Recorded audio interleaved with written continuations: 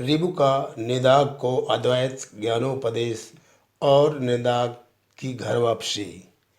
श्री पराशर जी बोले, हे मैत्रेय, ऐसा कहने पर राजा को मौन होकर मन ही मन सोच विचार करते देख वे विप्रवर यह अद्वैत संबंधिनी कथा सुनाने लगे। ब्राह्मण बोले, हे राज शार्दुल, पूर्व काल में महर्षि ऋभु ने महात्मा निदाघ को उपदेश करते हुए जो कुछ कहा था वह सुनो। हे भूपते, परमेष्टि श्री ब्रह्मा जी का ऋभु नामक एक पुत्र था। वह स्वभाव से ही परमार्थ तत्व को जानने वाला था। पूर्व काल में महर्षि पुलस्त्य का पुत्र निदाघ उन ऋभु का शिष्य था। उसे उन्होंने अति प्रसन्न होकर संपूर्ण तत्व ज्ञान का उपदेश दिया था। हे नरेश्वर, ऋभु ने देखा कि संपूर्ण शास्त्रों का ज्ञान होते हुए भी निदाघ की अद्वैत में निष्ठा नहीं है। उस समय देवकी नदी के तट पर पुलस्त्य जी का बसाया हुआ वीरनगर नाम का एक अति रमणीय और समृद्धि संपन्न नगर था। हे पार्थिवोत्तम, रम्य उपवनों में सुशोभित उस पुर में पूर्व काल में ऋभु का शिष्य योग वेत्ता निदाघ रहता था। महर्षि ऋभु अपने शिष्य निदाघ को देखने के लिए एक सहस्त्र दिव्य वर्ष बीतने पर उस नगर में गए। जिस समय निदाघ बलि वैश्यदेव के अनंतर अपने द्वार पर अतिथियों की प्रतीक्षा कर रहा था, वे उसके दृष्टिगोचर हुए और वह उन्हें द्वार पर पहुंचकर अर्धदान पूर्वक अपने घर ले आया। उस द्विश्रेष्ठ ने उनके हाथ पैर धुलाए और फिर आसन पर बिठाकर आदर पूर्वक कहा, भोजन कीजिए। ऋभु बोले, हे विप्रवर, आपके यहाँ क्या क्या अन्न भोजन करना होगा यह बताइए, क्योंकि कुत्सित अन्न में मेरी रुचि नहीं है। निदाघ ने कहा, हे द्विश्रेष्ठ, मेरे घर में सत्तू, जौ की लपसी, कंदमूल, फलादि तथा पुए बने हैं। आपको इनमें से जो कुछ रुचे वही भोजन कीजिए। ऋभु बोले, हे द्विज, ये तो सभी कुत्सित अन्न है। मुझे तो तुम हलवा, खीर तथा मट्ठा और खांड से बने स्वादिष्ट भोजन कराओ। तब निदाघ ने अपनी स्त्री से कहा, हे गृहदेवी, हमारे घर में जो अच्छी से अच्छी वस्तु हो उसी से इनके लिए अति स्वादिष्ट भोजन बनाओ। ब्राह्मण जड़ भरत ने कहा। उसके ऐसा कहने पर उसकी पत्नी ने अपने पति की आज्ञा से उन विप्रवर के लिए अति स्वादिष्ट अन्न तैयार किया। हे राजन, ऋभु के यथेष्ट भोजन कर चुकने पर निदाघ ने अति विनीत होकर उन महामुनि से कहा। निदाघ बोले, हे द्विज, कहिए भोजन करके आपका चित्त स्वस्थ हुआ ना? आप पूर्णतया तृप्त और संतुष्ट हो गए ना? हे विप्रवर, कहिए आप कहाँ रहने वाले हैं, कहाँ जाने की तैयारी में हैं और कहाँ से पधारे हैं? ऋभु बोले, हे ब्राह्मण, जिसको क्षुधा लगती है उसी की तृप्ति भी हुआ करती है। मुझको तो कभी क्षुधा ही नहीं लगी, फिर तृप्ति के विषय में तुम क्या पूछते हो?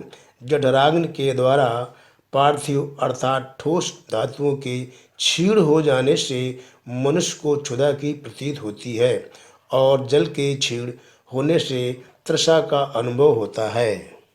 हे द्विज, ये क्षुधा और तृषा तो देह के ही धर्म है, मेरे नहीं। अतः कभी क्षुधित न होने के कारण मैं तो सर्वदा तृप्त ही हूँ।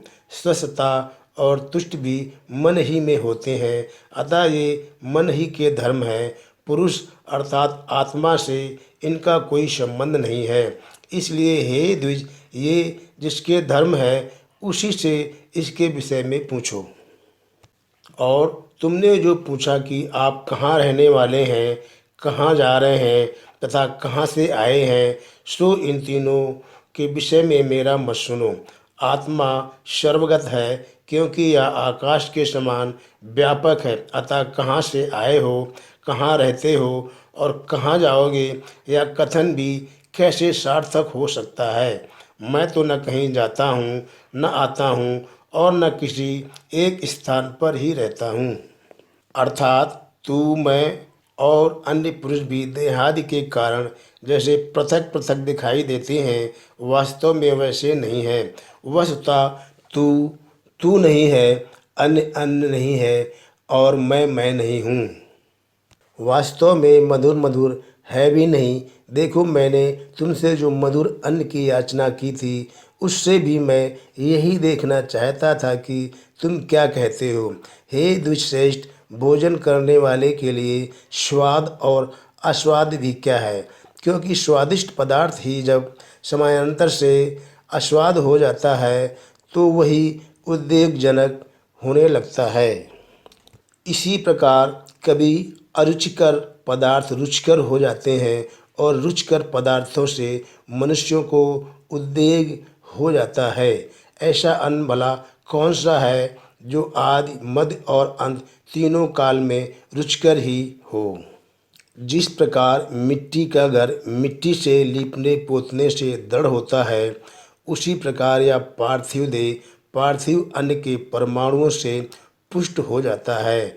जौ, गेहूँ, मूंग, घृत, तैल, दूध, दही, गुड़ और फल आदि सभी पदार्थ पार्थिव परमाणु ही तो हैं। इनमें से किसको स्वाद कहें और किसको आस्वाद कहें। अतः ऐसा जानकर तुम्हें इस स्वाद आस्वाद का विचार करने वाले चित्त को समदर्शी बनाना चाहिए, क्योंकि मोक्ष का एकमात्र उपाय समता ही है। ब्राह्मण बोले, हे राजन, उनके ऐसे परमार्थ में वचन सुनकर महाभाग निदाग ने उन्हें प्रणाम करके कहा, प्रभु आप प्रसन्न होइए, कृपया बतलाइए, मेरे कल्याण की कामना से आए हुए आप कौन हैं।